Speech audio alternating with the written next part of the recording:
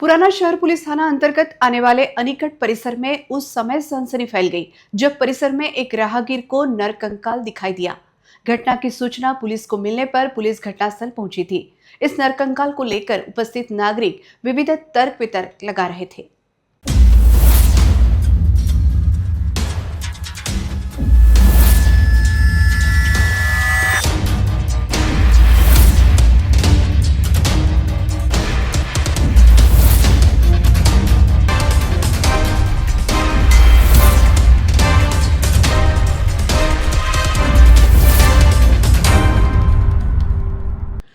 अनीकट परिसर की झाड़ियों में रास्ते से गुजरने वाले एक व्यक्ति को यह नर कंकाल टुकड़ों में पड़ा दिखाई दिया।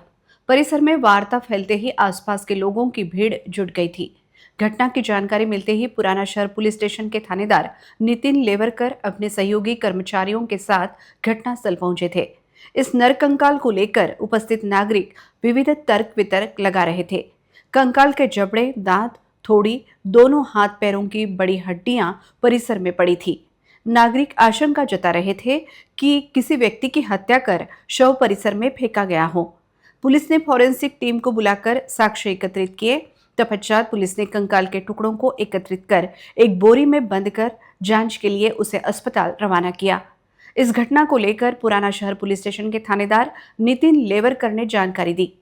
पोलीस स्टेशन कोतवाली अंतर्गत अनिकट या भागामध्ये एक मानवी सांगाडा एक राह चालणाऱ्या व्यक्तीस दिसून आल्याने त्याने तात्काळ पोलीस स्टेशन कोतवाली ते संपर्क साधला। पोलीस स्टेशन कोतवालीची टीम आम्ही स्वतः या ठिकाणी भेट दिली। एक मानवी सांगाडा जो आहे तो इथून मिळून आलेला आहे। त्या संदर्भाने तात्काळ पोलीस स्टेशनला एडी दाखल करून फॉरेन्सिक मॅन तसेच पुढची कारवाई करण्याकरता सर्वोपचार रुग्णालय जीएमसी या ठिकाणी संबंधित सांगाडा पाठवण्यात येत आहे। गुन्हा दाखल करून पुढची प्रोसेस करून नेमका सांगाडा कोण्या व्यक्तीचा आहे आणि त्यावर कायदेशीर कारवाई करून पुढील कारवाई